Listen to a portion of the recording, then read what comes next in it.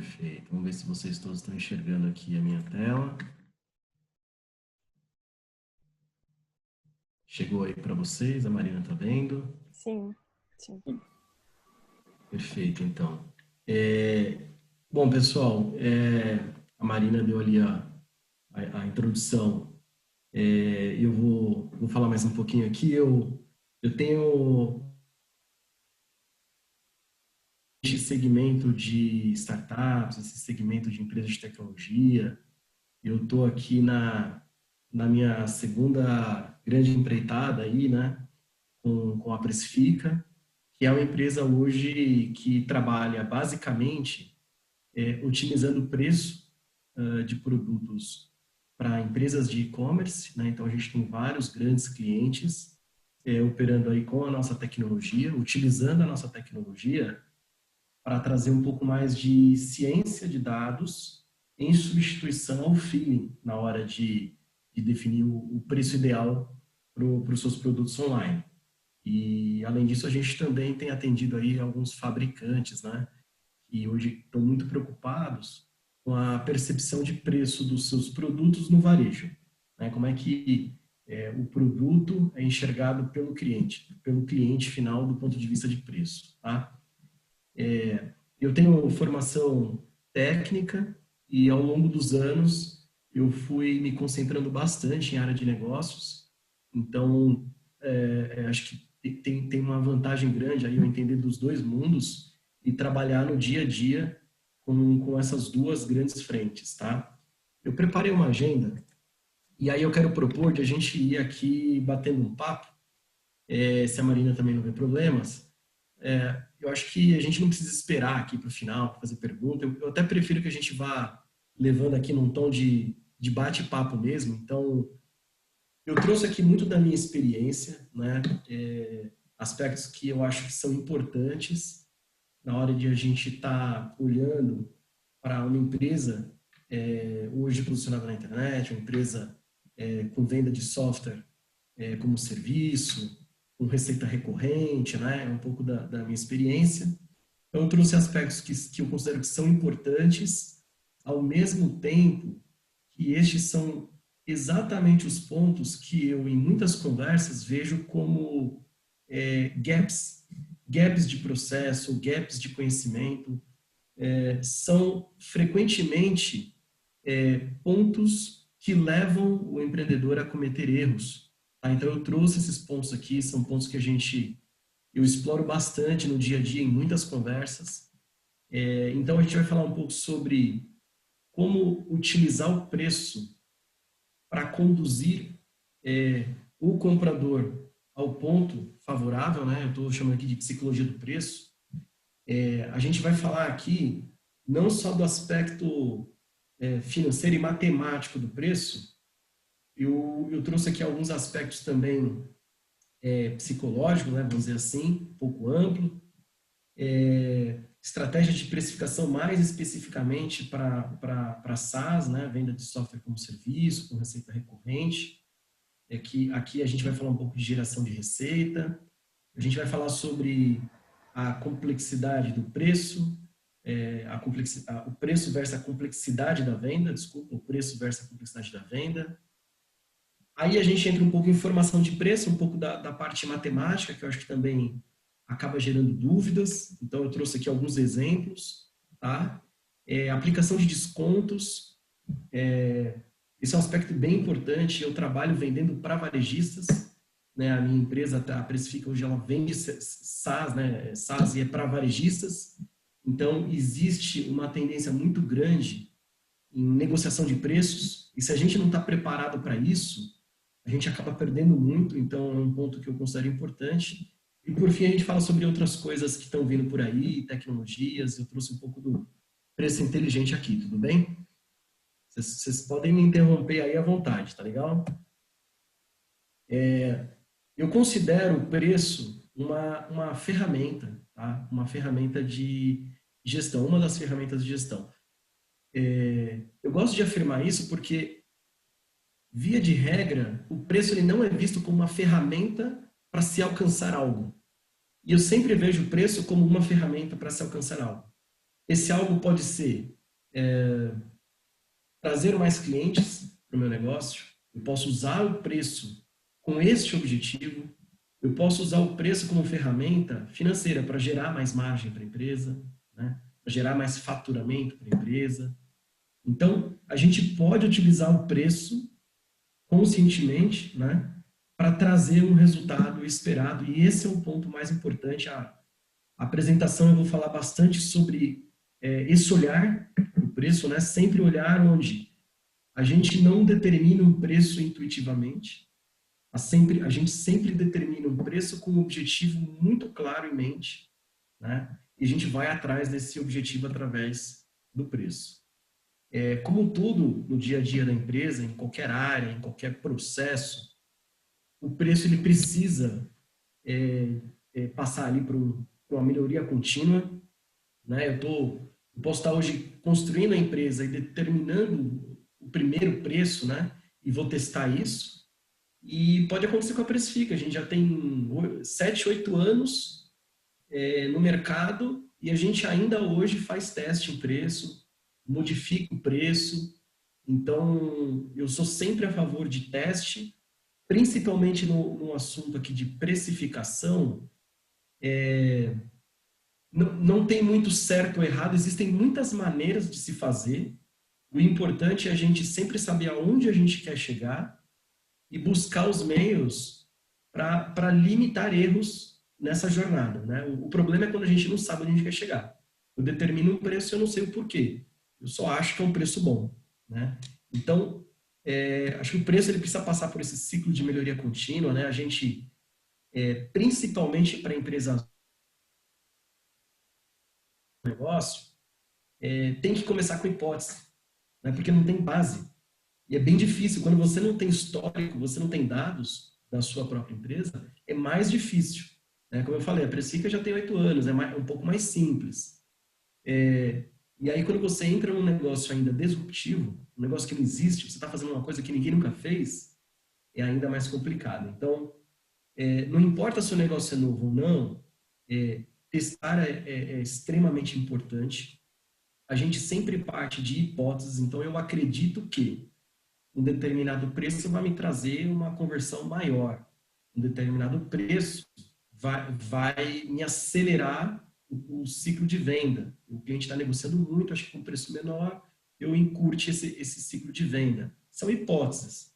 E com essas hipóteses, é sempre importante a gente fazer projeções.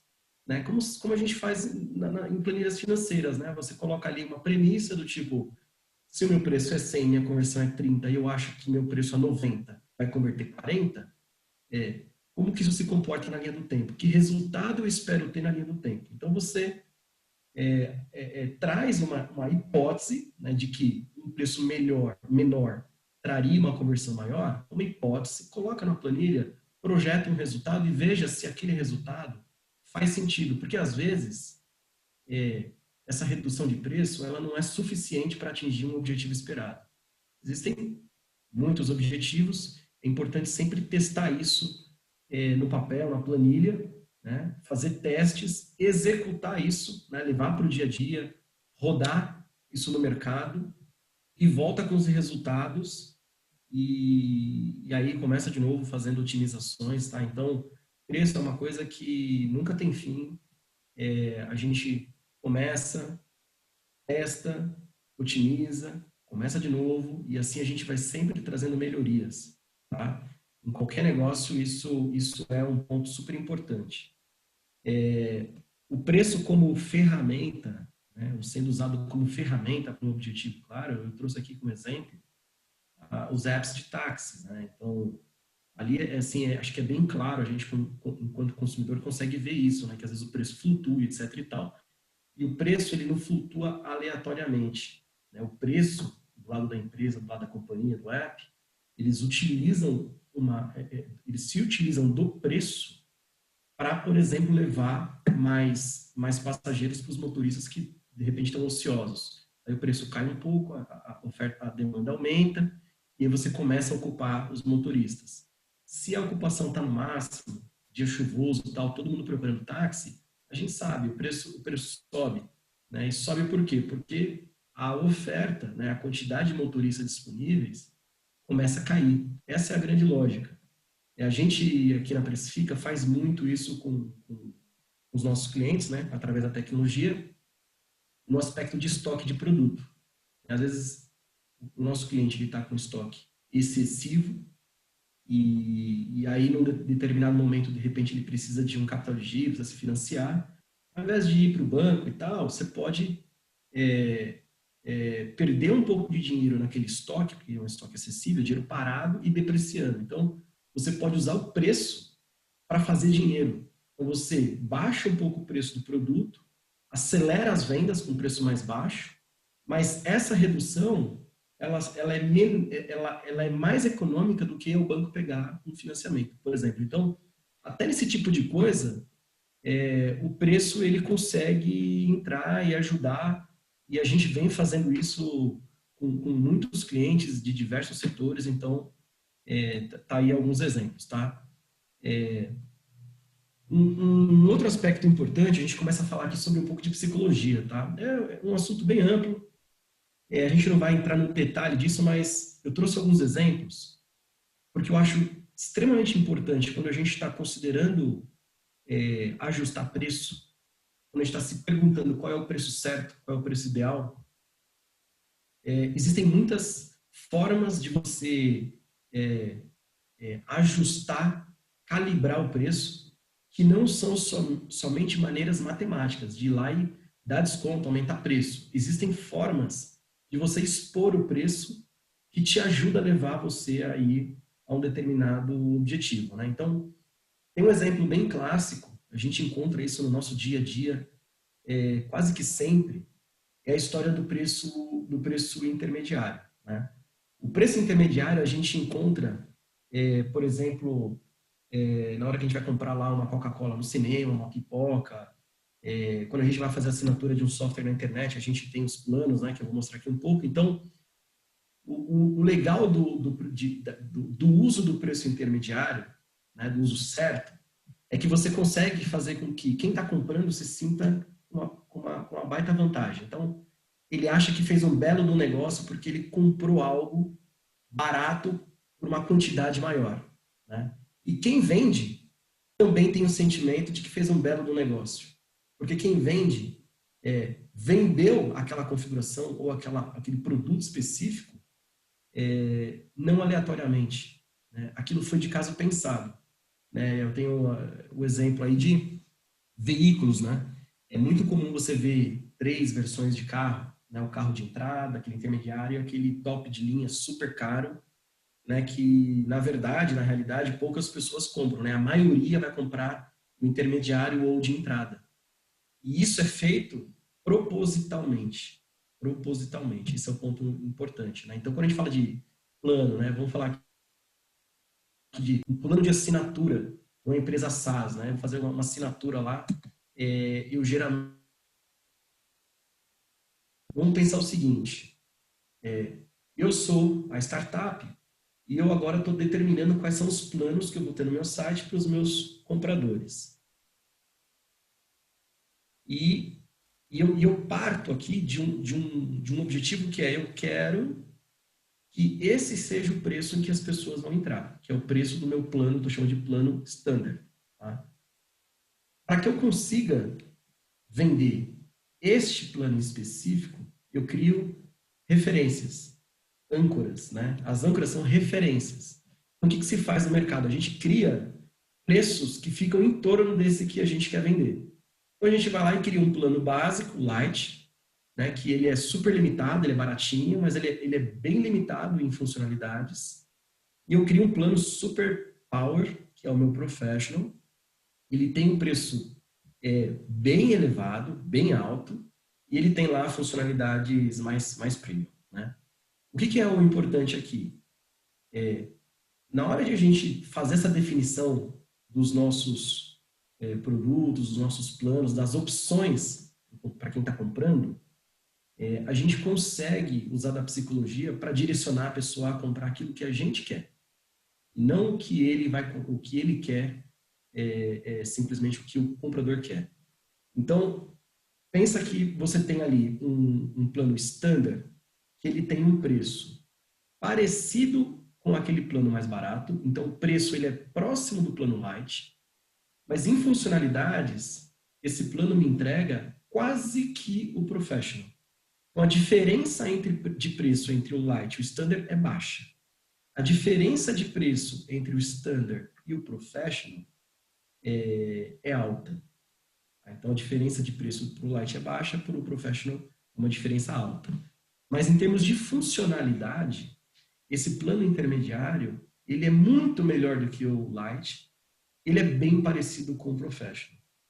Então você leva o comprador ao entendimento de que ele pode, com um pouquinho só mais de dinheiro, né, um pouquinho além do plano light, comprar algo que é quase o pacote completo, o professional. Isso vocês encontram ao comprar carro, né? A gente vê lá um carro básico, intermediário, e aí aquele carro completo, ele tem 2, 3 itens, que são só 2, 3 itens de diferença, e que tem um preço bem distante, né? E aquele intermediário, ele tem um preço que ele é mais perto do carro de entrada e que tem muitos diferenciais em relação ao carro de entrada. Como eu falei, se for ao cinema, você vai ver lá a pipoca, pequena, média e grande, né? O que vai compensar, via de regra, é a pipoca grande, porque a combinação das 3 opções, elas são montadas propositalmente para você comprar a grande.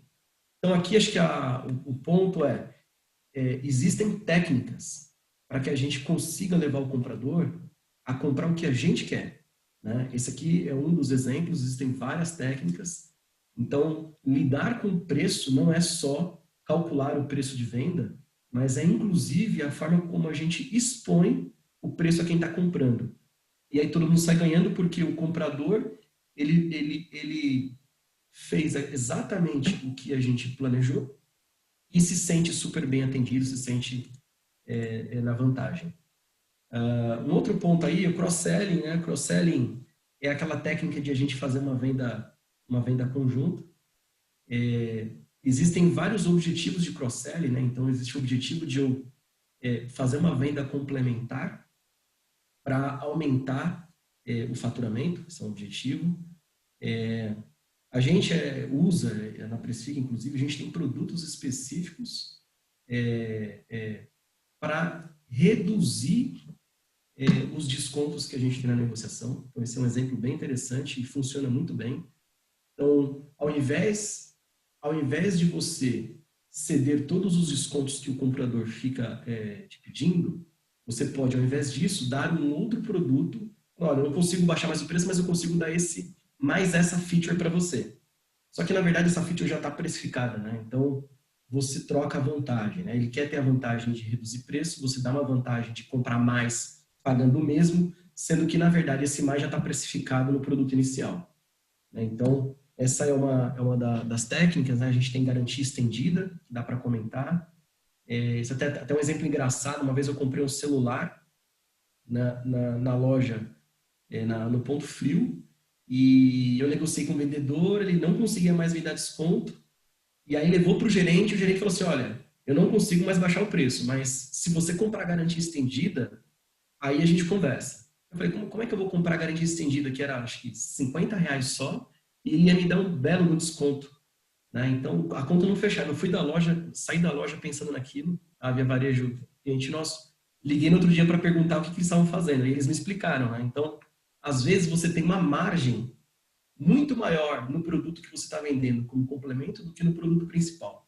Então, vale a pena você dar o desconto no produto principal, porque a margem que você tem no produto complemento, no caso a garantia, a margem ela é às vezes maior do que a do próprio telefone, né? Só um exemplo aqui. Então, tem aqui a questão da garantia estendida, licença de uso adicional, né? Seria você fazer a venda de um usuário a mais do sistema.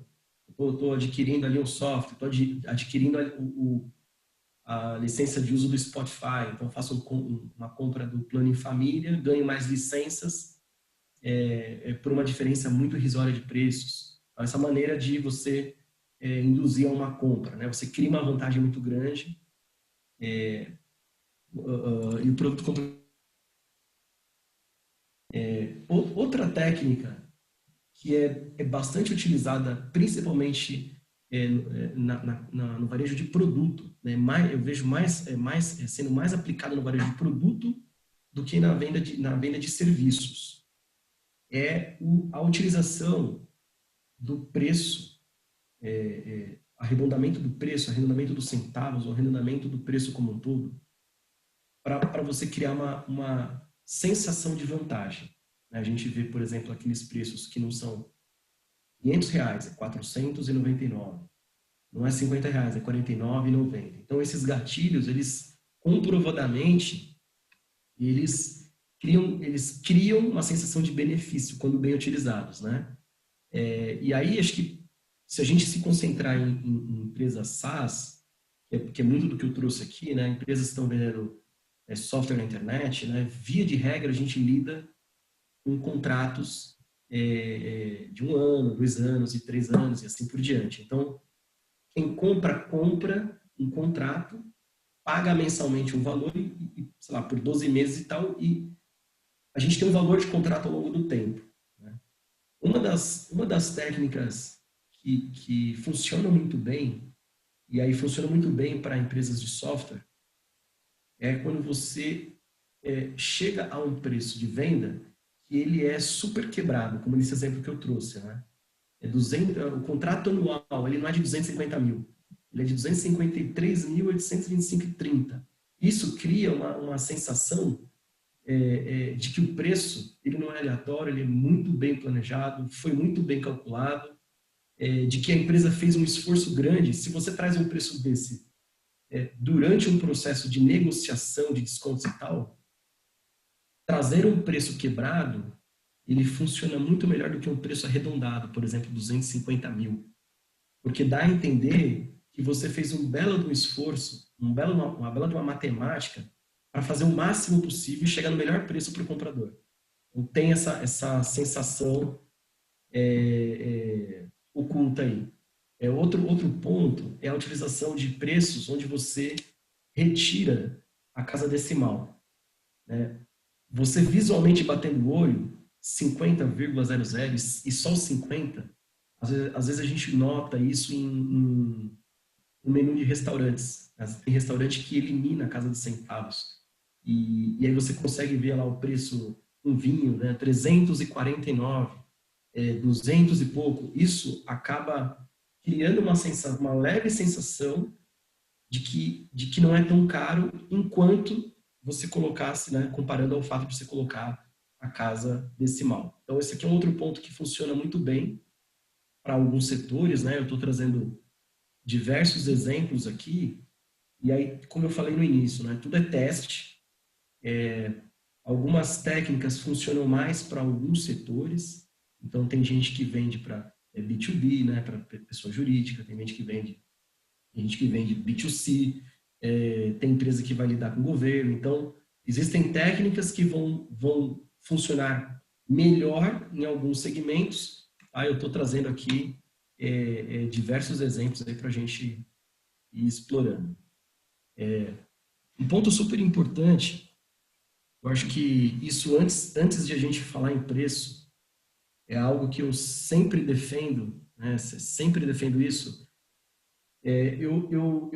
Nas minhas empreitadas aí, eu nunca quis construir uma empresa que fosse escolhida por preço.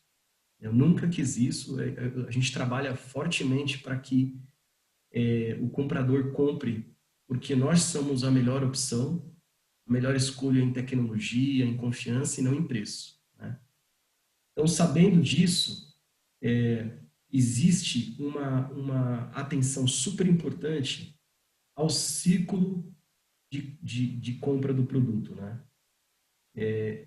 Um caso que eu posso contar, no passado, há muitos anos atrás, no início da Precifica, a gente aplicava um processo de venda que, na verdade, a demonstração do produto era a primeira das coisas. A gente primeiro fazia a demonstração, é bem comum, você entra em contato, o vendedor vai retornar, o SDR, enfim, vai retornar, vai agendar uma demo online, uma apresentação, E depois daquilo tem o processo de qualificação e que daí vai para os vendedores que vão, de fato, negociar e fechar negócio. O que eu percebi é que a gente estava colocando o produto e o preço do produto na frente de tudo. E com o passar dos anos, a gente inverteu completamente esse fluxo. E aí eu trago aqui algo que eu acredito muito. Eu acho que quem compra, compra primeiro o vendedor, depois compra a empresa e, por último, compra o produto. O que eu quero dizer com isso? Isso é super importante no processo de precificação, no processo de venda, quando a gente está olhando para a empresa como um todo. Porque se a gente não cuidar bem disso, a gente vai ser obrigado a fazer um preço baixo. Se a gente não cuidar bem disso, a gente vai ser obrigado a ficar negociando altos descontos no fechamento da venda. Então, o que é super importante? A gente tem uma preocupação gigante em ter pessoas muito bem treinadas, falando com o nosso cliente. Essas pessoas que são os vendedores são o primeiro contato. Eles têm que ter um conhecimento muito grande para, com isso, passar uma grande confiança, tranquilidade para quem está comprando. Muitas vezes a empresa está investindo um dinheiro muito grande, não é sempre uma contratação tão simples, com um investimento tão baixo, então às vezes é uma contratação. O passo é o vendedor, ele tem que criar o elo de confiança. Depois do vendedor ter criado o elo de confiança, é a empresa quem tem que criar o elo de confiança. Então, como a gente faz isso? A gente hoje sustenta com a linguagem nos sites, nos nossos materiais. A gente cria confiança através da linguagem, através de casos de sucesso, publicados, a gente dizendo que atende a empresa A, a empresa B. Então, tudo isso ajuda a preparar o comprador para o momento do preço. Então, isso, para mim, faz parte do assunto de pricing, de precificação. E, por último, é o produto. E o produto, eu sempre também defendo que a venda, ela tem que estar focada em solução, não em produto. E produto por produto vira commodity. Se a gente estiver só vendendo a funcionalidade, eu tenho vários outros softwares, sistemas que fazem a mesma coisa. Mas se a gente estiver vendendo a solução, o resultado para o cliente, aí você consegue gerar várias distinções entre esses softwares, essas aplicações. Então, por último, vem o produto, que é onde o cliente, no nosso processo atual hoje, no finzinho da venda, o cliente só quer dar uma olhadinha bem rápido. Então, a gente basicamente hoje nem faz mais demonstração de software.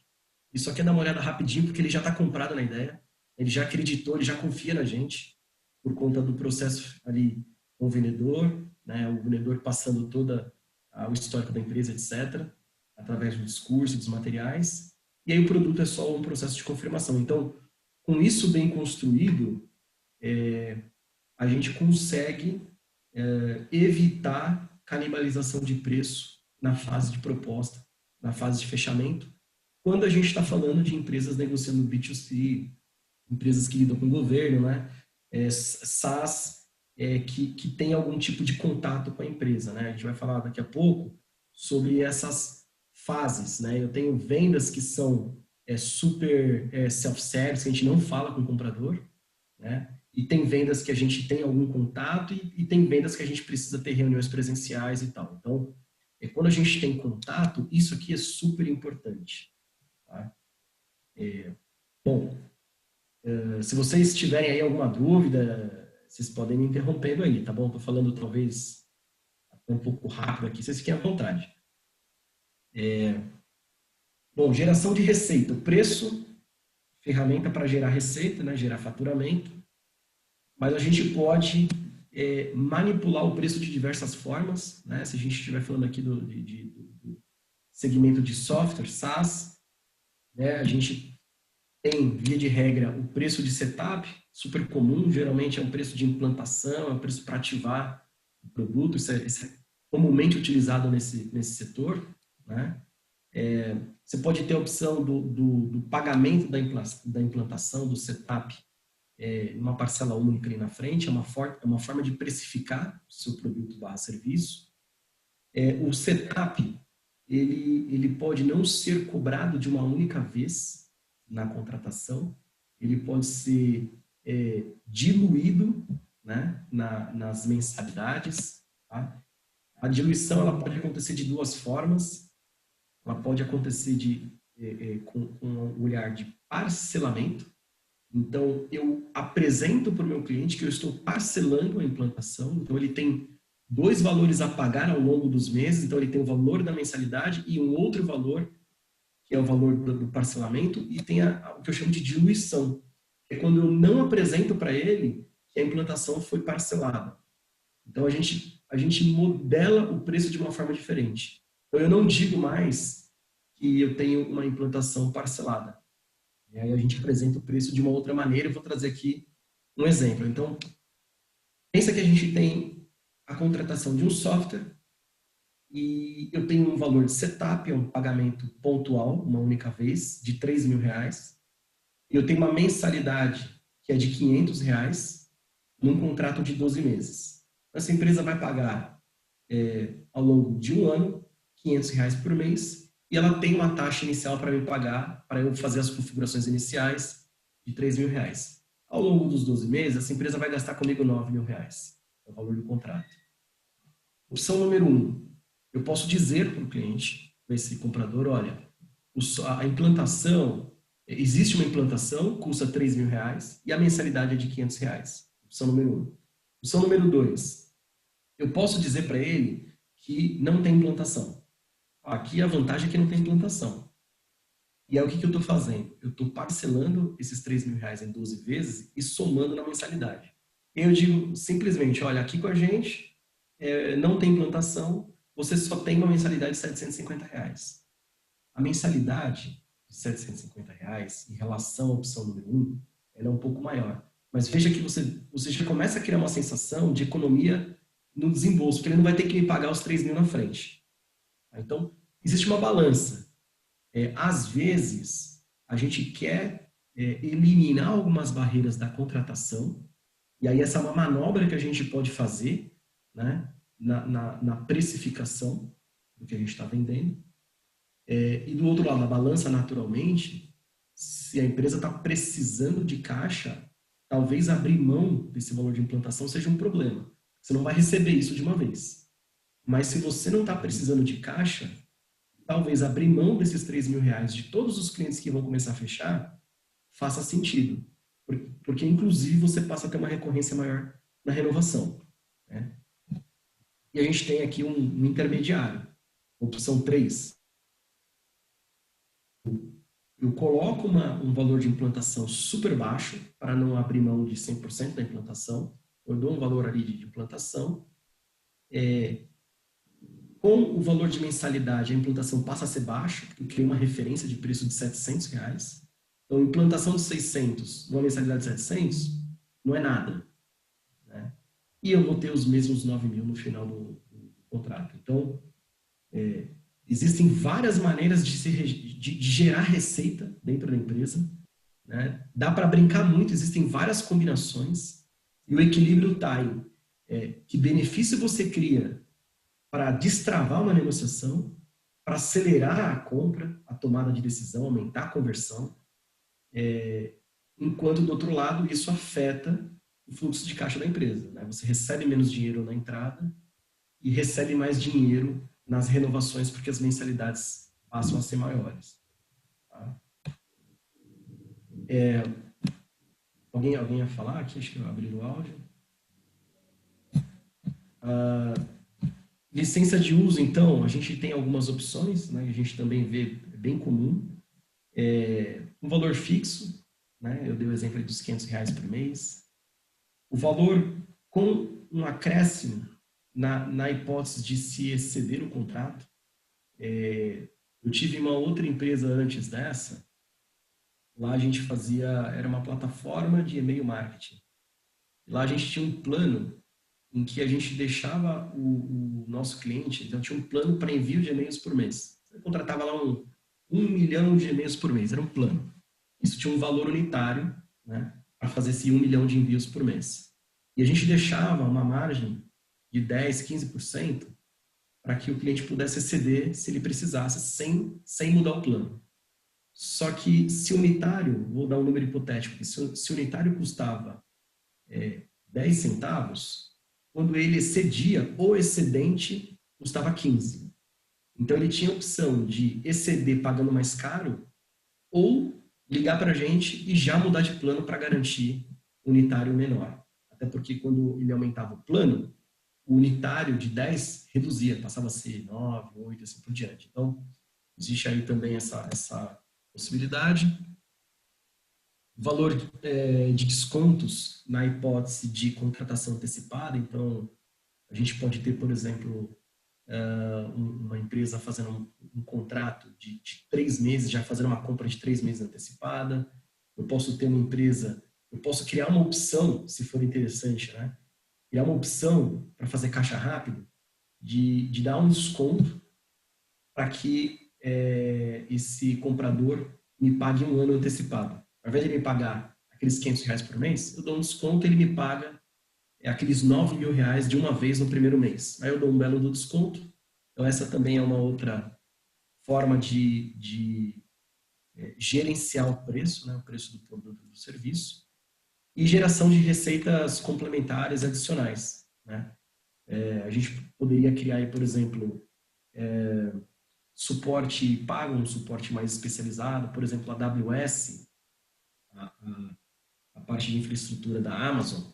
Lá eles têm um suporte que você paga, né? Se você quer suporte por e-mail, um determinado SLA custa tanto por mês. Você quer um suporte por e-mail e telefone com SLA mais alto, eles têm um valor ali que é um pouco acima. Então, venda de serviço, né? São outras maneiras de se combinar aí a geração de receita, né? Funcionalidades adicionais, né? Acho que tem um conceito, existe um gráfico que é bem comum, que mostra o efeito de quando a gente vai adicionando novas funcionalidades no software, né? A gente quer criar diferenciais com o software, então a gente vai incrementando, isso cria uma curva onde a gente vai aumentando o valor percebido do produto e chega até um ponto que dali em diante você pode colocar um monte de outras funcionalidades, você tem ali uma barreira. Você começa a não gerar mais valor adicional com um incremento de funcionalidades e você corre o risco até de criar confusão ali e tal. Então, às vezes vale a pena separar as funcionalidades do produto. Então, até certo ponto você libera no plano principal e dali para frente você pode de repente gerar receita cobrando por funcionalidades adicionais, né? Isso inclusive é comum no conceito de freemium, né? Os apps que a gente baixa gratuitamente, então é gratuito, mas lá dentro tem uma função específica que ela é paga. Então tá aí o conceito de geração de receita para uma empresa que está com um app que tem uma frente gratuita aí, né? Através do freemium. Consultoria, né? Serviços especializados e etc. Bom, é super importante a gente, falando de preço, lembrar do termo aí que é valor percebido, né? Uma coisa é preço, outra coisa é valor. Preço é o que se paga e valor é o que se percebe, né? Então, às vezes o preço de um software, o preço de um produto, ele pode ser percebido, o preço pode ser percebido como caro por quem está vendendo e barato por quem está comprando. Pode ser percebido como barato para quem está vendendo e caro para quem está comprando, né?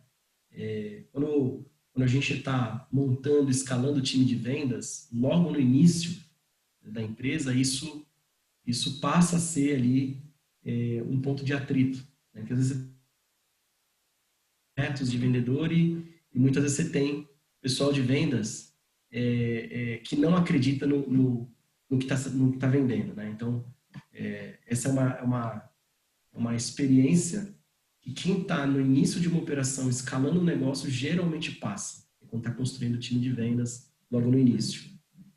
Então, qual é o valor percebido que a gente, enquanto empresa, quer que o nosso comprador tenha, que o nosso mercado tenha?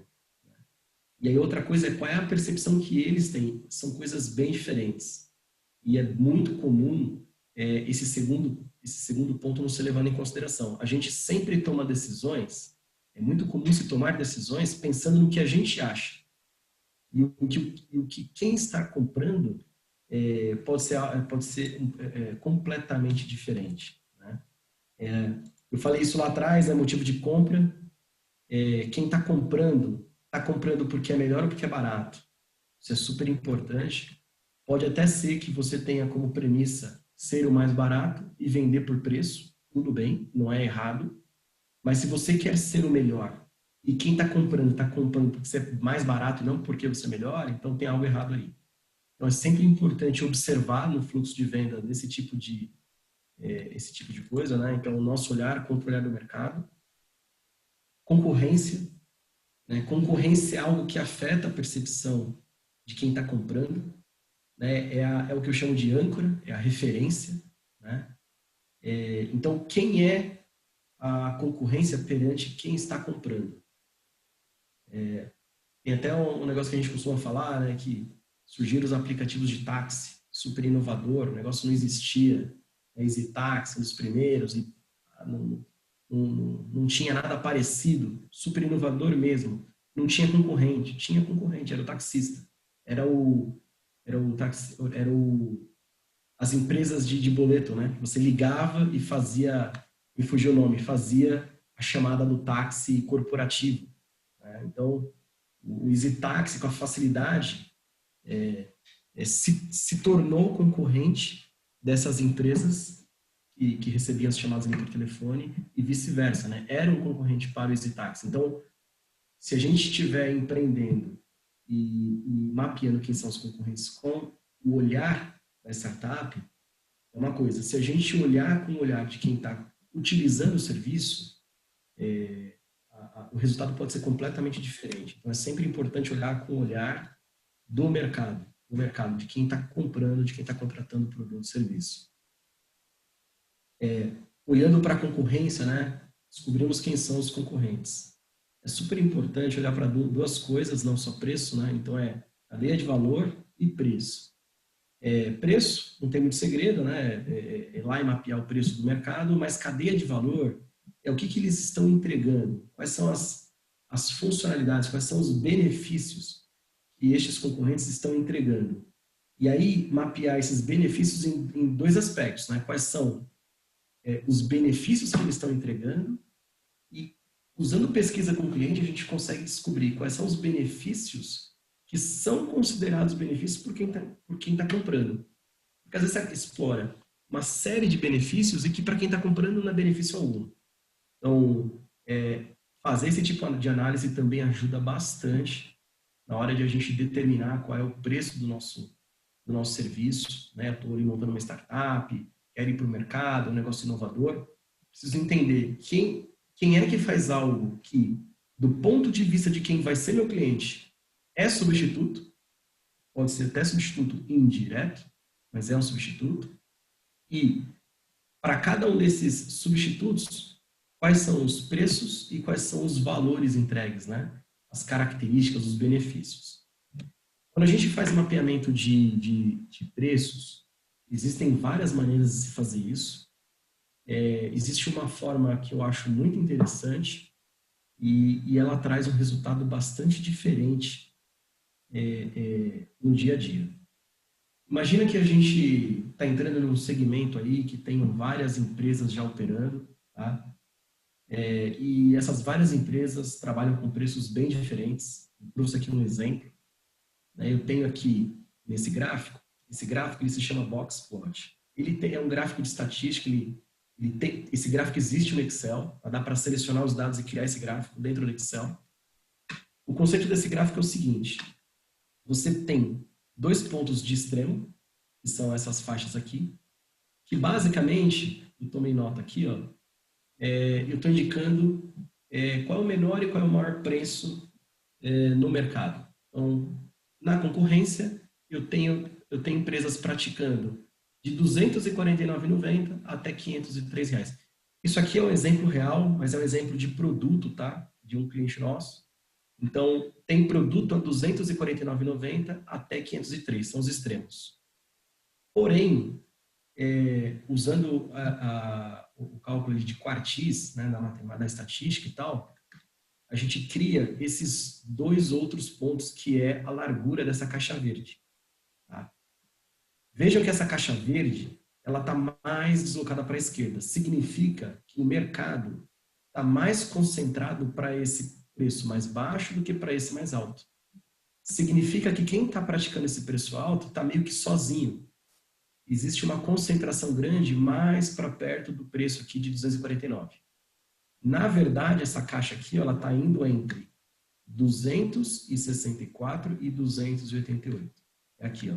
264 aqui, 268 é aqui. Então, a grande concorrência está nessa faixa de 264 e 268. Essa é a primeira. Onde que está a pressão por preço? O que está fora disso podem ser outliers, podem ser preços errados, pode ser uma loja muito isolada que está com aquele preço, mas a maioria está naquela faixa verde. E a mediana, que é essa faixa bem clarinha que está aqui, ó, é o centro da competição. Está escrito aqui, ó, R$ 295. Né? Então, isso aqui é bastante útil quando você tem muitos players no mercado concorrendo com você. A exemplo aqui eu trouxe a concorrência para um produto, né? Isso aqui é um produto vendido no e-commerce, vendido por um cliente nosso. Então, ele tem vários concorrentes vendendo a mesma coisa, e aí a gente mapeia onde que o mercado está concentrado. Isso é importante porque, de repente, você acaba observando que o preço vai de 249 até 200 e até 503, e aí você acaba ou decidindo trabalhar nesse preço aqui, que é super fora do mercado, e aí pode ser que não dê certo pela característica do seu negócio. Pode ser que você decida fazer uma média simples, né? Soma e divide, e aí pode ser que a média dê aqui, também está fora da concentração do mercado. Então, na hora de observar média, eu gosto de usar a mediana, tá? Que é o que eu mostrei aqui para vocês, e os quartis, tá? Que vem da estatística. Lembrando que no Excel, se vocês criarem uma coluna nos preços, uma coluna só, coloca os preços, seleciona a área de gráfico ali do Excel, inserir gráfico, estatística, tem esse gráfico lá chamado Blockspot, ele faz isso automaticamente. Tá bom? Isso aqui acho que é uma dica importante aí. Vamos falar agora sobre complexidade da venda e os tickets, ticket médio. Né? Acho que um aspecto importante aqui, conceitual, é o seguinte, dado a complexidade da venda, certos tickets, certos preços não funcionam. Aí eu vou dar alguns exemplos aqui. Então, vamos primeiro falar dos diferentes tipos de venda que a gente tem no mercado de SaaS, software. Né? Então, a gente tem o freemium, eu dei até o exemplo do aplicativo, faço o download gratuito, instalo no celular, faço sozinho, não falo com ninguém, posso entrar no site, fazer uma compra online. Eu tenho um tipo de venda que é o no touch, que é basicamente uma venda que é paga, mas eu faço tudo sozinho, então eu compro um aplicativo pelo celular, pelo meu App Store, pelo Google Play, eu entro num site, faço uma compra, entro no checkout, faço ali a compra da minha assinatura daquele software, não falo com ninguém, no touch. Eu tenho outro nível de venda que é o Inside Sales, que é quando eu preciso ter um time de vendas, porém esse time de vendas, ele é remoto. A minha venda precisa que eu tenha algum contato com a empresa, mas não necessita que eu vá até a empresa. Ela pode ser feita por telefone, via conferência, né? Então, é um time de vendas que está dentro da empresa e não precisa se deslocar até o cliente, né? Daí eu tenho um mais elevado, que é o Field Sales. Essas são vendas super complexas, onde eu preciso ter um time de vendas que vá até o cliente. A venda não acontece se eu não tiver uma reunião presencial com esse cliente. Tá? Sabendo, dito isso, sabendo que a gente tem essas fases aqui, a gente pode trazer duas informações. pode plotar duas informações. Aqui do lado esquerdo, a gente tem, então, os tipos de venda, né? Então, da esquerda para a direita, eu estou aumentando a complexidade da venda. Lembrando que uma venda muito simples, ela pode ser feita self-service. Exemplo, aplicativo de celular aqui, ó. Sem contato com ninguém, super simples, o custo é baixo. Então, o custo que está aqui, ó, de aquisição, o custo de aquisição, ele é baixo porque eu tenho baixa complexidade, eu não tenho equipe envolvida. Eu aumentei um pouquinho a complexidade, aqui, no touch, vendas pagas, eu aumento um pouquinho o custo de aquisição. Apesar de não ter ninguém interagindo aqui, como eu estou cobrando, existe aqui um processo um pouquinho mais complexo perante o comprador, perante quem está comprando. Eu passo a ter um time de vendas, isso tem um custo. Eu tenho um custo de ter um time dentro de casa. Eu tenho um custo para ter gente prospectando, por exemplo. Então, aumentou um pouquinho a complexidade, eu só consegui resolver colocando gente para falar com o cliente. Esse time está interno, isso me custa, aumentou aqui, a gente poderia desenhar aqui uma linha, aumentou aqui, elevou o custo de aquisição. E assim por diante, eu vou evoluindo, né? Posso chegar aqui no Field Sales, né? Field Sales, eu preciso ter gente indo até o cliente. Imagina se eu estou em São Paulo fazendo uma venda para o norte do Brasil. Preciso ter viagem, deslocamento de alto custo, eventualmente hospedagem. Então, isso encarece a venda, ou seja, encarece o custo para se adquirir um cliente novo. Então, é mais caro trazer um cliente novo quando eu tenho mais complexidade na venda, né? E aí, o que isso tem a ver com preço? Acontece que, eu vou até contar uma história, a gente fundou uma empresa, essa empresa a gente já vendeu, mas a gente fundou uma empresa que era um certificado, era um certificado de CO2. A gente fazia a compensação de carbono e essa empresa que fazia isso com a gente dava um selo. Então ela comprava um selo, colocava esse selo no site, tipo aqueles selos do Reclame Aqui e tal, colocava esse selo do EBIT, parecia com isso, e a gente mensurava quantas pessoas estavam acessando o site. Com isso a gente estimava qual era a infraestrutura, estimava a energia gasta e estimava CO2. E a gente cobrava, né, por esse selo. O selo era barato, era por ano, né? Então, ticket médio baixo. E a gente começou o negócio e tal, e como a gente está muito presente nesse ramo de software, né, e-commerce e tal, a gente começou ali com o network espalhar, e a gente começou a vender bem. E aí duas coisas. Primeiro, o ticket era baixo, e estava até vendendo bem, mas estava vendendo por causa da nossa indicação, porque a gente, né, eu, fundador, estava entrando no processo de venda, e aí era meio que na camaradagem, o pessoal, pô, vou comprar sim, né? Quando eu tirei o pé e a máquina de venda tinha que rodar sozinha, mais ou menos nesse no touch aqui, ó, que essa era a ideia. Era um e-commerce e as empresas tinham que entrar lá, comprar, sem falar com ninguém, check-out, passa o cartão, o boleto. Então esse era o fluxo. O que aconteceu? As vendas caíram. Então, o volume de vendas passou a ser baixo para aquilo que a gente estava esperando. E a única forma de aumentar o volume de vendas era colocando gente. Só que quando a gente colocava gente, que era mais ou menos aqui o inside sales, a conta não fechava, porque o preço era baixo.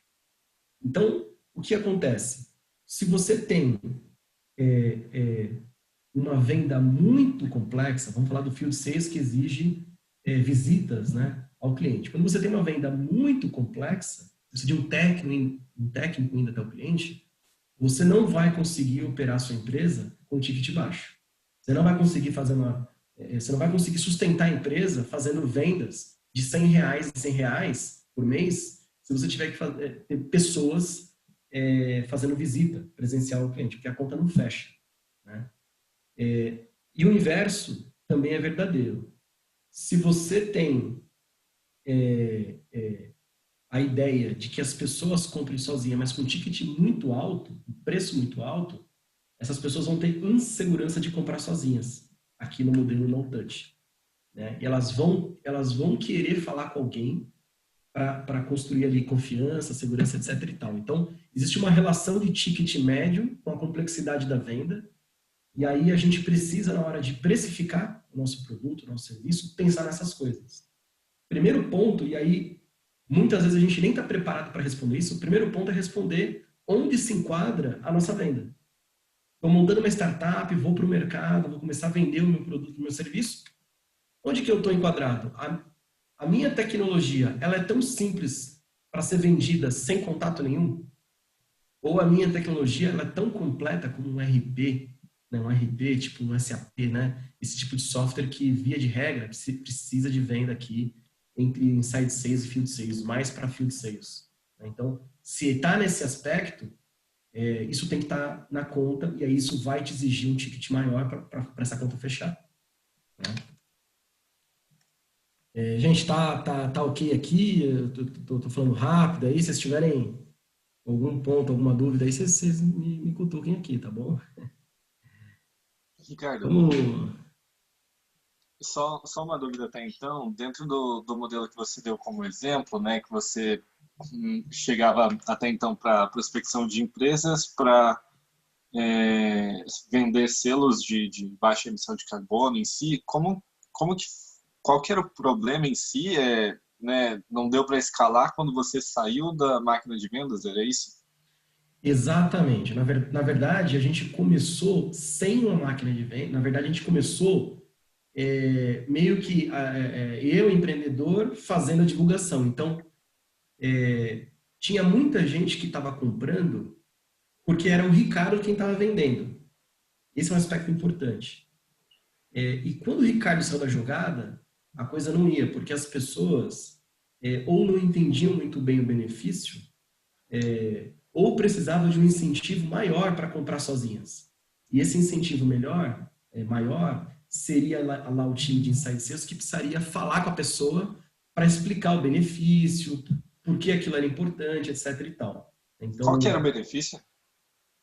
o benefício tem uma pegada de sustentabilidade, né? Tem inicialmente essa pegada, e tinha também uma pegada de marketing, porque a gente levava tráfego para o site, dado que a gente fazia a exposição de quem tinha o selo em mídia, etc. E tal, então a gente tinha vários modos de se fazer campanha e gerar como benefício o tráfego, então era uma troca também. Tá? Legal. Legal? Bom, a gente agora vai entrar agora num aspecto um pouco mais, vamos dizer assim, mais matemático da coisa. Acho que tem bastante dúvida, a gente vê bastante dúvida, eu vejo bastante erro na hora de se fazer o cálculo efetivamente do preço. Até aqui a gente falou muito de conceitos, né? E aqui acho que a gente vai falar um pouquinho mais da parte matemática da coisa. Nada muito complexo, né? Eu trouxe alguns exemplos e a gente vai aqui passo a passo falando disso. Eu vou pontuando aqui os tópicos onde eu encontro mais dificuldade no dia a dia, onde eu vejo mais erros no dia a dia. Bom, então, vamos falar aqui dos componentes do preço, ou determinando o preço de venda. Vamos falar dos componentes primeiro. Então, para determinar o preço de venda, o primeiro componente são os custos, né?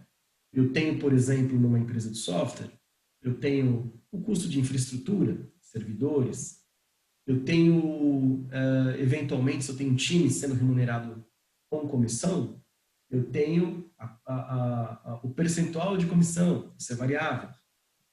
Eu tenho, de repente, a venda online, eu tenho o percentual que eu pago para o gateway de pagamento, que é para processar o cartão de crédito, antifraude, etc.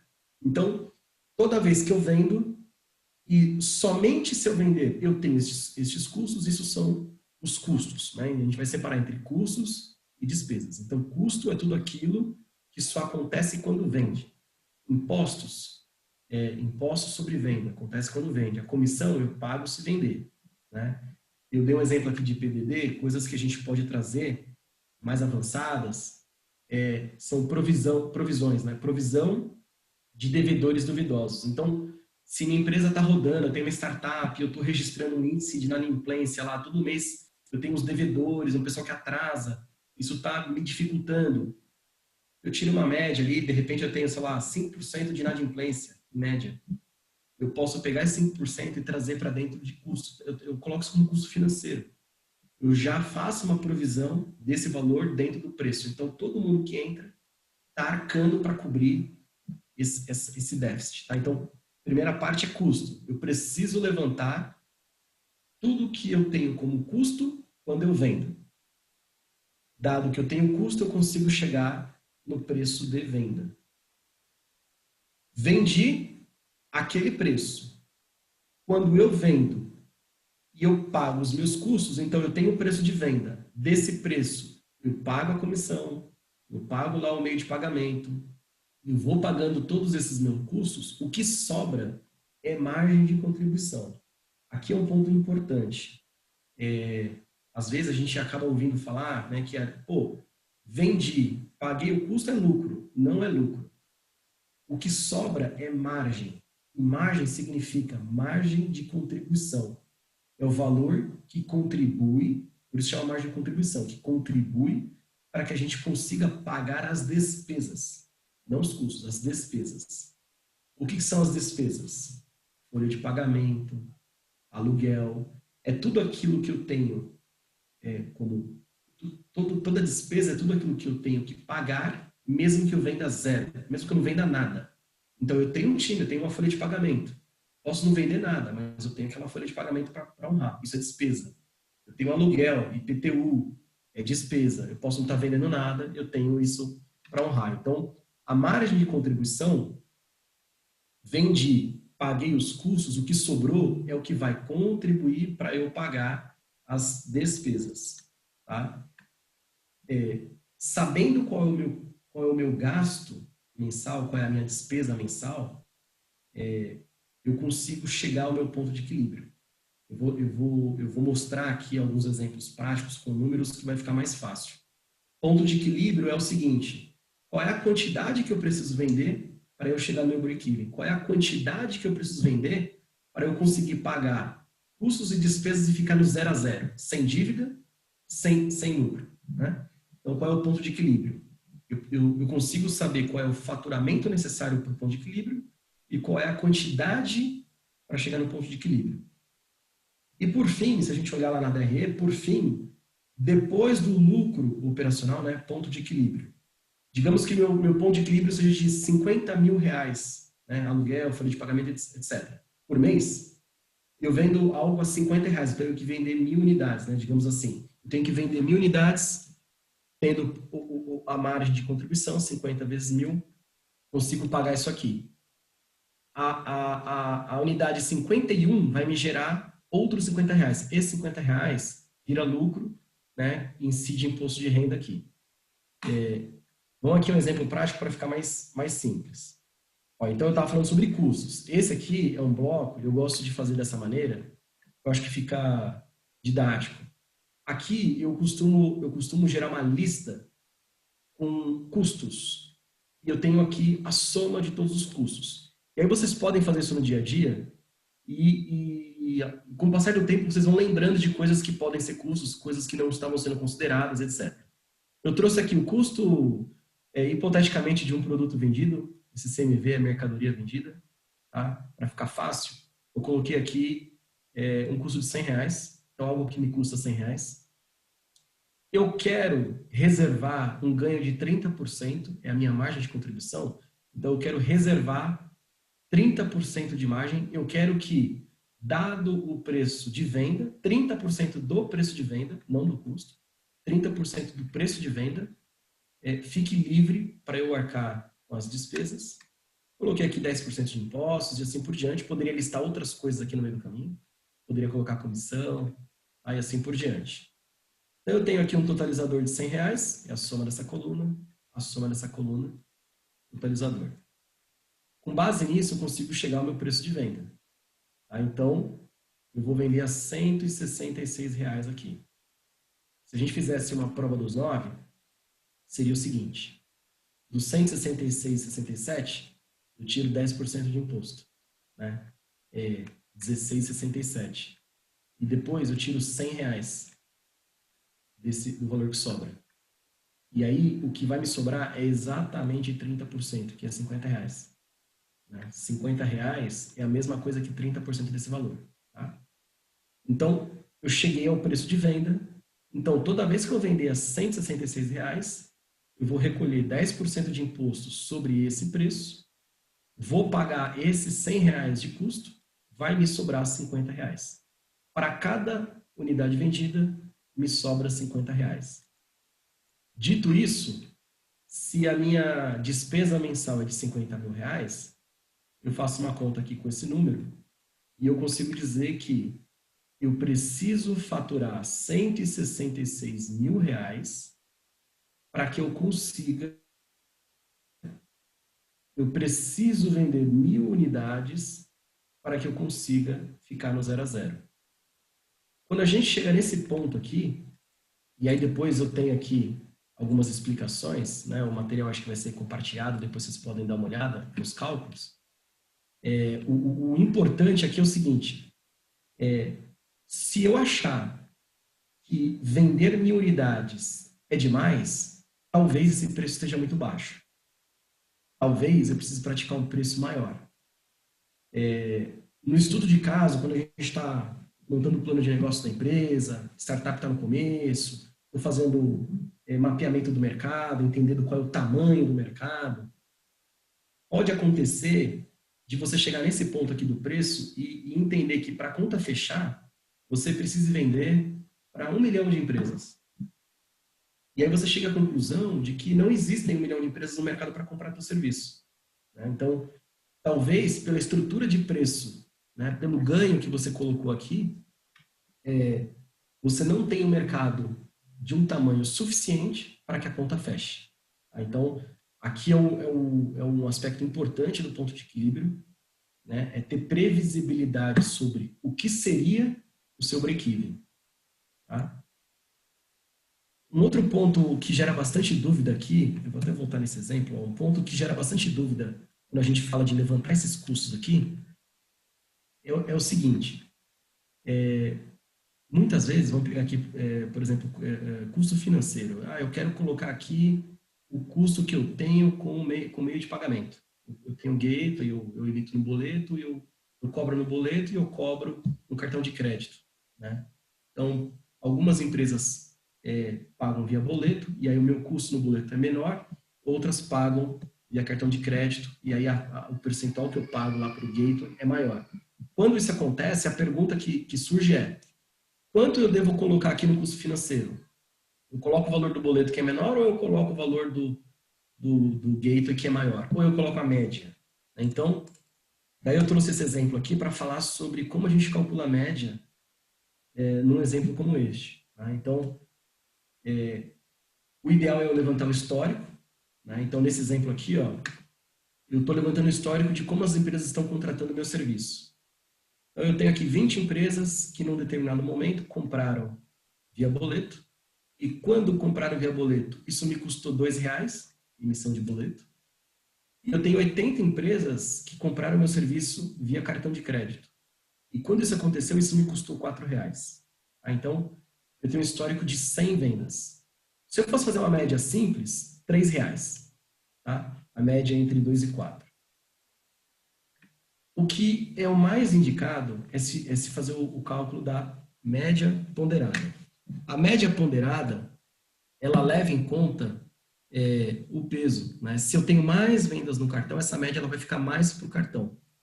Então, a gente aqui faz um cálculo de peso. Então, 20, quantidade de 20 sobre o 100 é 20%. 80 vendas no cartão sobre o total de 100 é 80%. E daí eu ajusto esse valor aqui. Eu multiplico o 20% pelos R$ 2, vai dar 40 centavos. E multiplico 80% por R$ 4, vai dar 13,20. E aí eu tenho essa média ponderada. Então, se eu cobrasse, se eu levasse para o meu cálculo de preço a média simples, eu assumiria que toda vez que eu vendo, eu tenho um custo médio de R$ 3. Usando a média ponderada, o negócio fica mais realista, fica mais preciso. Então, eu ao invés de cobrar R$ 3 ali no meu custo, eu começo a colocar na minha formação do preço R$ 3,60. E eu posso fazer esse estudo periodicamente, a cada 3 meses, etc. E aí eu vou refinando, vou atualizando a minha formação do preço. Tá? Daí, toda vez que você tiver um custo que ele tem uma variação, para encontrar a média dele, a recomendação é sempre usar a média ponderada, tá? Aí eu deixei também algumas anotações que tem aqui o cálculo dos preços, tá bom?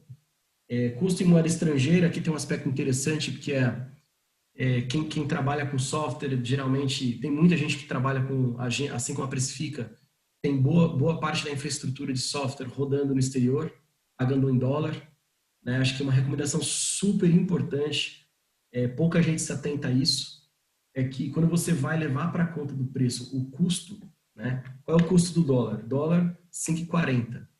Tá?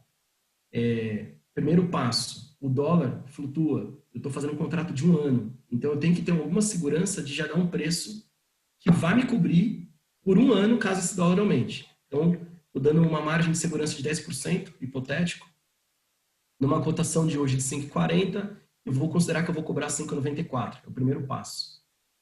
O segundo passo, que aqui ninguém se atenta, é que quando você passa o cartão de crédito, quando você compra no cartão de crédito, o dólar que é cobrado no cartão de crédito, ele não é o câmbio que você vê, né? O dólar comercial, etc. O banco, todo banco cobra um spread, ele cobra uma taxa em cima disso, né? Geralmente 4 a 5%. Isso varia de banco a banco. Então, é importante acrescentar nesse 5,94 a taxa que o banco te cobra no cartão. Você vai olhar. Se vocês compram no exterior, em dólar, vocês vão ver, pega a taxa, o câmbio que foi cobrado no cartão de crédito e dá uma olhada na cotação daquele dia no cartão. Nunca vai bater. Porque o banco ele cobra uma taxa em cima, isso ninguém nunca enxerga. É o spread bancário. E depois mais IOF.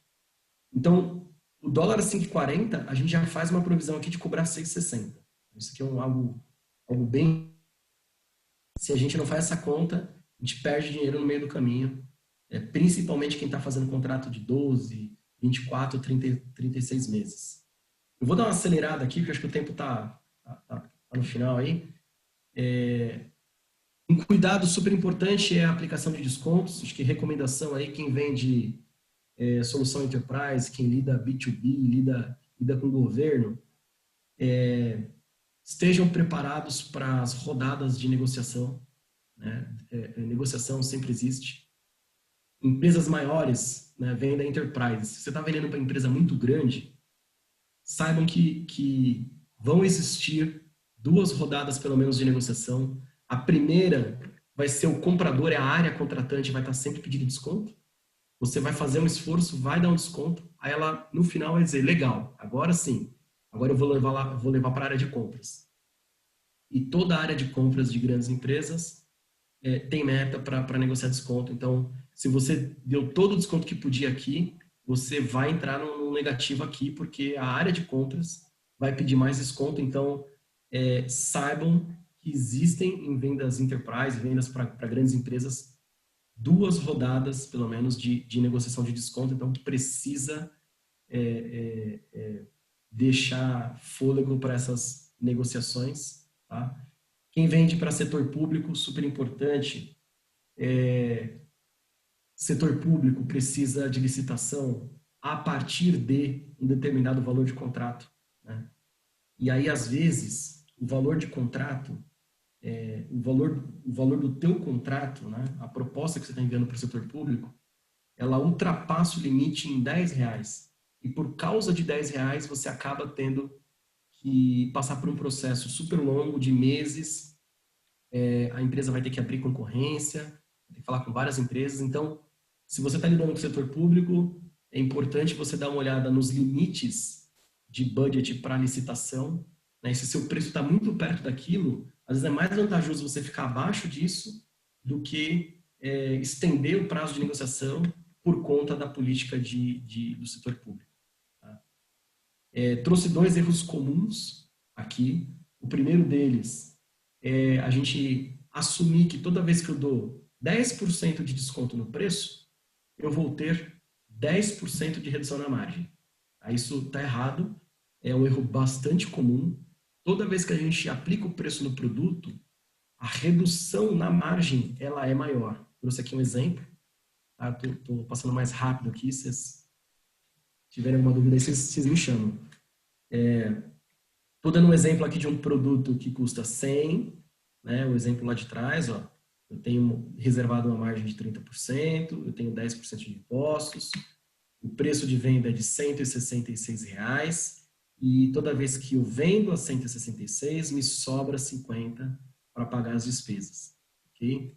Aí eu vou aqui dar um desconto, tá, de 10%. Então eu tenho o preço de 166 e agora eu dei 10% de desconto. Então, o preço que era 166, agora virou 150. Tá? O desconto aqui na margem é de 10% e o desconto na margem saiu de 50 para 35, virou 30%. Então, vejam que o desconto na margem é muito maior do que o desconto no preço. Muito importante tomar cuidado com isso, porque se o nosso break-even aqui era de 1.000 vendas, eu precisava vender 1.000 licenças do software, eu precisava vender 1.000 unidades para a conta ficar no 0 a 0, agora precisa ir para 1.400. Por quê? Porque eu decidi dar um desconto de 10% no preço. Tá? Então, desconto no preço, ele tem um efeito diferente, via de regra maior, na margem. Isso provoca o quê? Ele distancia o seu ponto de equilíbrio. Deu 10% de desconto no preço, vai precisar fazer um faturamento muito maior aqui, ó. Vai precisar vender muito mais para ficar no 0 a 0. Tá? Outro erro, né? Então, se a gente sabe que o desconto prejudica, então a gente já se antecipa e coloca o desconto dentro do preço. Qual é o erro aqui? É que muita gente quer dar os 10% de desconto e soma 10% no preço. Então, vamos pegar um exemplo aqui, ó. Exemplo simples. Eu tenho aqui um custo de 70, estou reservando 30% de margem. Para facilitar, eu trouxe exemplo aqui a R$100. Tá? Vendo algo a R$100. E aí, toda vez que eu vendo a R$100, me sobra R$30 aqui de margem de contribuição. Legal? Aí, o que a gente faz? A gente quer dar um desconto. Só que aí eu vou ser esperto e vou me antecipar e já enviar um preço a maior. Então, eu somei. Primeiro exemplo aqui é o exemplo errado. Então, eu somei R$10. Né? Eu quero dar 10% de desconto, eu somei, né? Nos R$100, eu somei R$10. Eu mandei um preço de 110. Na hora que a gente negocia e aplica os 10%, olha o que acontece. Os 10% transforma o preço em R$99, não R$100.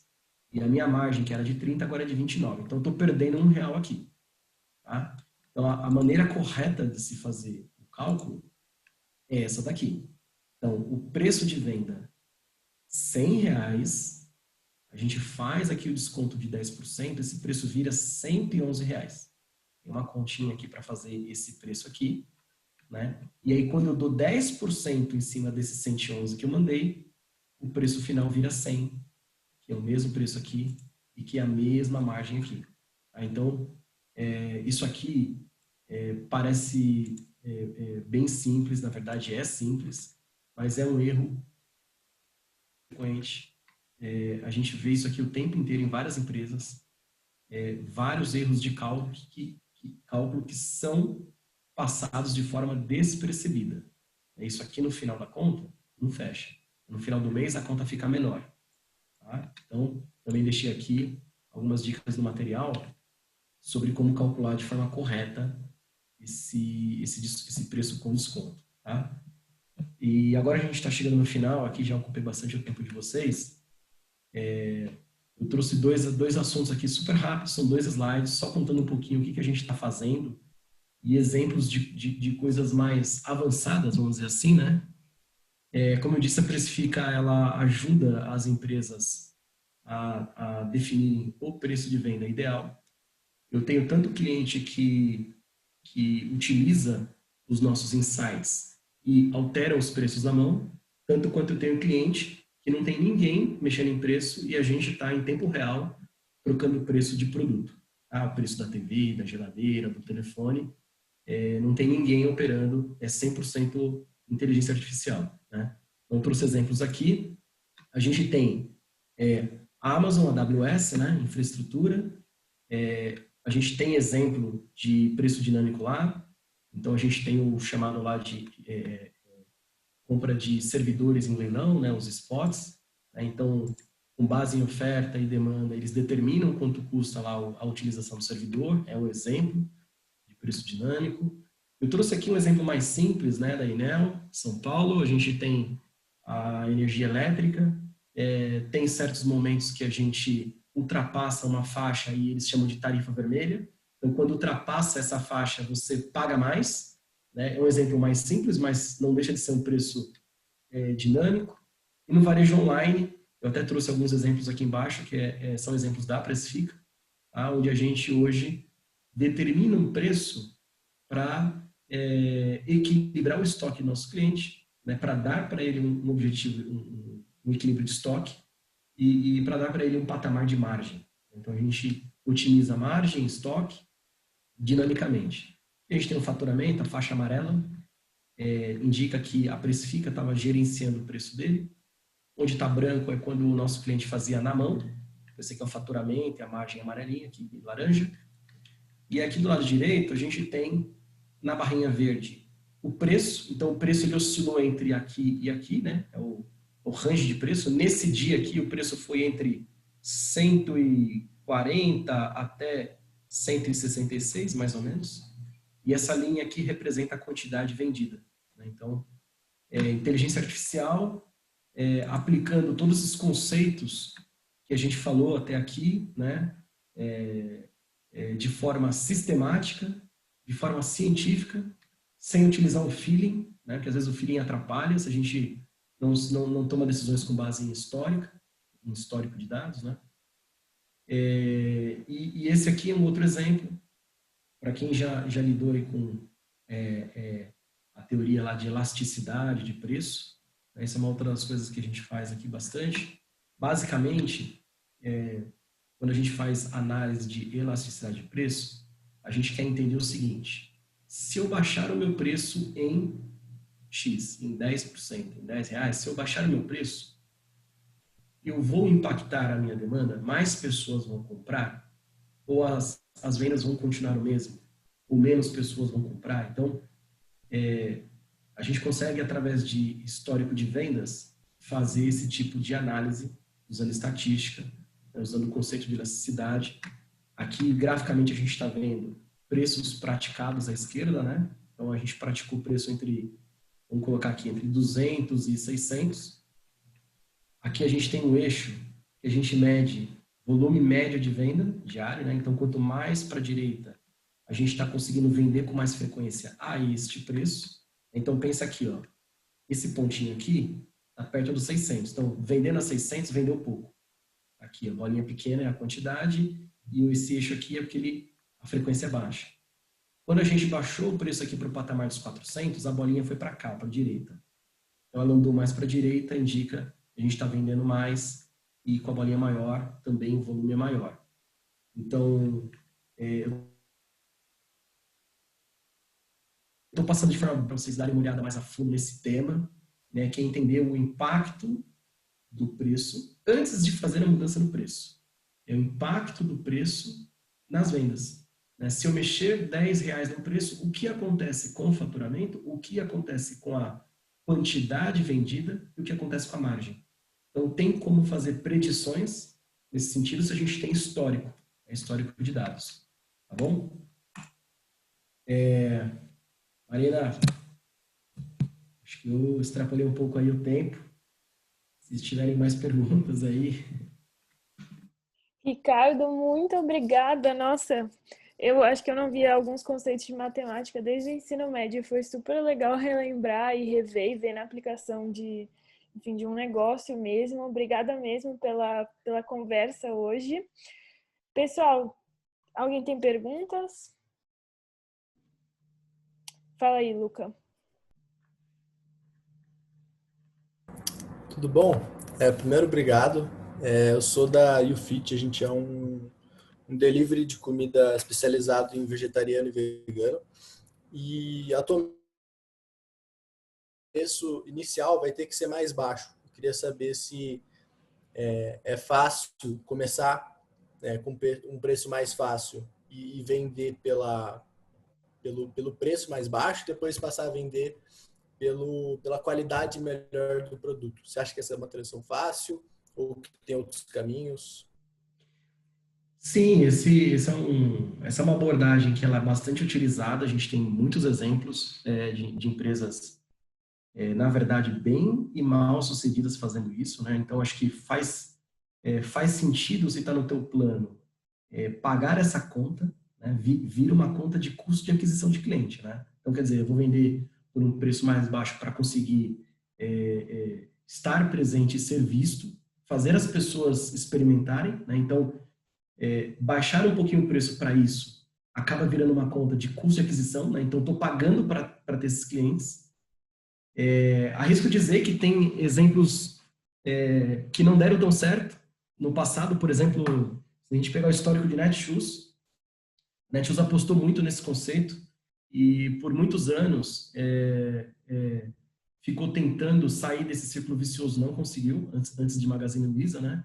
Então, eles acreditavam que iriam cativar o cliente e que depois, com menor investimento em marketing, as pessoas por si só voltassem a comprar na mesma frequência e tal. A coisa não foi bem assim e foi bem difícil, né? Então, é uma estratégia ótima. Eu acho que o que é muito importante é você estimar na linha do tempo qual é o efeito que isso tem no caixa, né? Se você vai continuar por muito tempo praticando esse preço mais baixo, quanto isso vai custar na linha do tempo e em que momento você precisaria que essa curva invertesse para você começar a fazer dinheiro, porque senão é capital excessivo, né? Você não para de ter que ter investimento, e aí isso pode ser um problema, tá? Ricardo, Obrigado. boa noite. Aqui é o Gustavo. Eu tenho uma dúvida, a gente vai meio que aí no caminho da dúvida do Luca. A gente entra bem naquele exemplo de softwares que você deu durante a palestra. E uma dúvida que sempre é recorrente para a gente é no sentido de a gente, nesse começo, para o cliente experimentar a nossa plataforma, a gente cobrar um preço muito abaixo e depois não conseguir voltar para um valor que encaixe na nossa realidade. Então, seria plausível, seria um bom cenário a gente fazer o que mais ou menos telefonia, operadoras fazem de tipo, no primeiro ano é tanto, e a partir desse primeiro ano o valor sobe e com a possibilidade de renegociação, para a gente não perder essa referência de preço? Gustavo, isso é bem importante mesmo, acho que é um ótimo ponto. Eu mesmo já tive essa experiência e realmente precisa ter bastante cuidado com isso, tá? Toda vez que você vai renegociar um contrato, se isso não está bem combinado, isso pode jogar contra você. Você pode ganhar no começo, ter o cara dentro e realmente depois nunca mais conseguir virar o jogo. Então, acho que tem alguns pontos que você pode utilizar para minimizar esse problema. Então, você pode desmembrar o seu serviço, né? Então, você pode cobrar um valor menor, que é esse preço que você comentou, mas não para a utilização do software como um todo. Você pode ter um preço menor para ele utilizar a maior parte das funcionalidades e reservar um motivo de upgrade, né? Então, quando ele experimentar, estiver engajado, utilizando, super ativo na plataforma, coisa e tal, e aí talvez até antes da renovação, antes do tempo de contrato, você possa sugerir um ajuste de contrato, mas aí levando para ele um benefício. Esse é o ponto. Se quem está comprando o teu serviço não vê isso como um benefício, aí é um problema. Então, você precisa criar maneiras de você não ser um problema para quem está comprando. Pô, eu comprei mais barato agora eu não consigo sair, o famoso lock-in, né? Que todo mundo quer vender algo e fazer com que esse alguém fique preso à tua tecnologia. Isso é ótimo para quem está vendendo, mas você também não pode provocar um sentimento de refém quem está comprando. Isso é ruim, estressa a relação. Então, acho que uma das formas seria desmembrar o software, né? Você cobrar em pedaços e aí você reservar algo importante, algo que lhe dê valor para cobrar depois, e aí você fecha essa conta. Essa é uma das maneiras. A distribuição de planos, né? Então, se você tiver um único preço, de repente você estudar ter diferentes patamares de preço, né? Mudar um pouquinho a forma de cobrar, para ter um motivo de fazer ele mudar de faixa, né? E às vezes também, né? Se o teu caso é que está começando, e geralmente você está começando, precisa de um case, precisa de grandes empresas, né? Você tá pagando a conta para trazer alguém, aí assim, super cabe, aí é mais direcionado, né? Eu não estou falando de alta escala, mas aí super cabe negociar um preço a menor num piloto, sabe? Num piloto pago. Você negocia, cara, usa 6 meses, um preço, a gente racha o risco, eu não te cobro tudo, você me paga metade, e depois, se você gostar, aí a gente vai para o contrato preço cheio, né? Então, também é uma outra prática aí ser usada. Obrigado, Ricardo. Esse último exemplo que você deu encaixa bem, assim, tipo, na nossa realidade. Deu uma boa clareada aqui nas ideias. Obrigado. Bacana.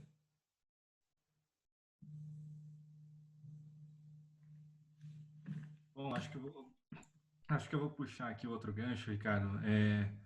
Muito prazer, meu nome é Lucas, eu sou CEO da Ecomilhas, por isso Carbono. Nós somos uma startup de benefícios para a mobilidade ativa. O que a gente conecta são empresas ali que têm uma sustentabilidade como um core para até então usuários que estão deixando de emitir carbono, né? Então tentando essa pegada sustentável também. A gente incorporou um sistema de milhas urbanas e aí a precificação de milhas em si por cada quilômetro ali, de fato, é um desafio para a gente tentar de fato dar valor para esse big case, né? Para um caso de uma indústria significativa apostar dentro dessa ideia e colocar dentro do nosso marketplace esse tipo de iniciativa. Você já teve algum contato com essa parte de precificação de milhas, por mais que sejam milhas aéreas, né? Não sejam milhas urbanas, a gente de fato usa como benchmarking esse mercado, mas ao mesmo tempo não sei o quão certo o nosso norte está. Eu tenho pouco contato com esse segmento, tá?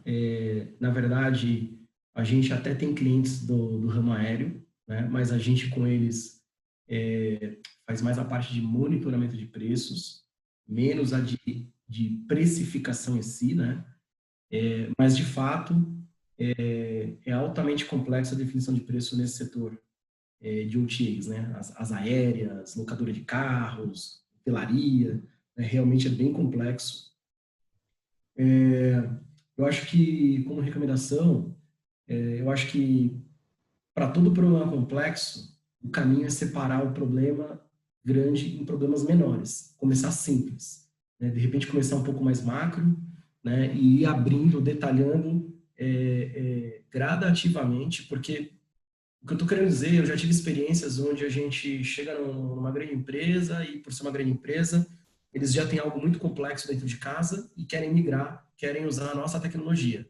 E aí existem dezenas de variáveis que eles querem utilizar no modelo para definir preço. E aí, assim, cada nova variável aumenta exponencialmente a complexidade de se fazer o preço, né? Então, às vezes, você começar muito sofisticado custa muito caro, porque é difícil de implementar, é difícil de saber se deu certo, e tem isso também, né? Uma coisa é você aplicar o preço, outra coisa é você confirmar que aquilo te trouxe o resultado esperado. Porque tem tanta coisa acontecendo em paralelo ao preço que você acaba, às vezes, não sabendo se foi o preço ou não. Então, eu acho que a dica aí está mais para você tentar gradativamente ir modelando a sua forma de fazer o preço, né? E eu sempre prefiro não deixar a complexidade ser vista por quem está comprando. Porque se quem está comprando tenha dúvida sobre como aquilo é feito, se ele tiver uma dúvida, aquilo vira uma barreira na compra. Então, não sei se cabe aí as dicas que eu te dei, tá? Mas acho que essas são as minhas contribuições. Claro, não é. Eu perguntei isso porque o desafio que eu e o Matheus estamos aqui, o Matheus Bueno, meu sócio, estamos vivendo dentro da Ecomilhas, é justamente esse. É legal o conteúdo que você deu, porque a gente pega justamente nessa base, a gente oferece planos de milhas, no caso, né, planos para a indústria acatar. E aí tem essa estratégia de um preço mediano ser mais próximo do outro, né, para a margem também ficar legal. A gente sempre pega no impasse de o produto, né, depois que define o preço, até então com essa insegurança para, claro, tornar as coisas mais simples, mas colocando mais benefícios, né, a gente tenta ajudar a comprar do que vender, né, então entra nessa possibilidade, a gente chega sempre no impasse e o tapinha nas costas sempre vem, principalmente de indústrias grandes, que é o seu produto é bom, seu produto faz sentido, mas não para mim agora.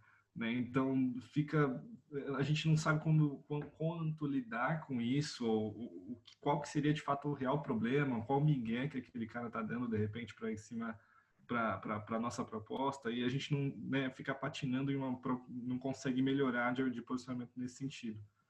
Então essa é meio a nossa realidade. Até então também tem alguma dica partindo do preço indo mais para venda agora, de quando a gente chega nesse tipo de impasse ou o cliente tem esse tipo de comportamento? Sim, tem até uma dica que eu acho super bacana, eu trouxe para o meu dia a dia, ajudou bastante. Eu ouvi isso lá no pessoal da MeTime, não sei se vocês conhecem aí, mas tem um podcast super bom deles. São máquina de vendas para empresas SaaS, né? Então, eles deram uma dica lá que eles falam sobre o não disfarçado. Tem esse termo lá que eles deram, eu acho super legal. Então, a gente, né, percebe que o nosso hábito é de evitar ao máximo dizer não. Quando a gente está vendendo algo, pensa, gente, a gente entra numa loja. Eu fui lá na loja, eletrodoméstico, geladeira. Fui pro vendedor, perguntei, de repente achei caro e tal. É raro alguém dizer assim, não, não quero. O que você vai dizer? Ah, tá, vou dar mais uma olhada. Ah, vou dar mais uma pesquisada, daqui a pouco eu volto aí, né? Isso é um não disfarçado. Então, é super importante estar atento para detectar quando essa resposta ela é uma resposta de que realmente não é o momento, quando essa resposta ela é uma resposta do tipo não faz sentido, mas ele não quer dizer que não faz sentido, que não é para mim, nunca vou contratar, né? Então, que tipo de resposta, que tipo de não é esse? Eu acho que essa é uma dica que eu ouvi lá do pessoal da MeTime e eu trouxe para o meu dia a dia. A gente aplicou no nosso time de vendas, a gente exercita isso continuamente e faz muita diferença porque tem vários nãos que não são ditos e que, cara, se a gente tirar da frente essas possibilidades de não fechamento, o nosso processo de venda fica mais barato. Se a gente detectar isso que não vai dar certo e tirar, perder menos tempo, fica mais barato. Belezinha, obrigado, Ricardo. Pessoal, mais alguma pergunta?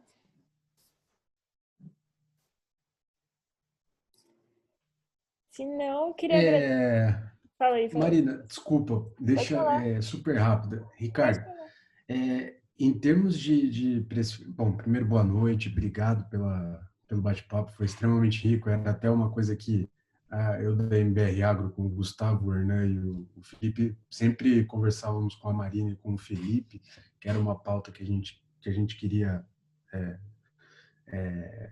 alinhar um pouco melhor aqui dentro, né? Porque a parte do preço é uma parte sensível, enfim.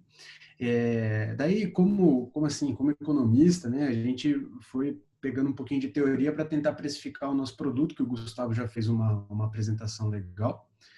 E eu queria só saber se é muito fora da realidade a gente fazer o inverso. O que eu quero dizer com isso? A gente estima, no final das contas, um custo marginal que a gente tem em relação à produção de uma assinatura a mais, vamos falar assim, da plataforma, e a partir disso, né, com um atingir meta, por exemplo, a gente tem uma noção de qual é o cenário de preço que delimita um break-even que nos permite sair no 0 a 0.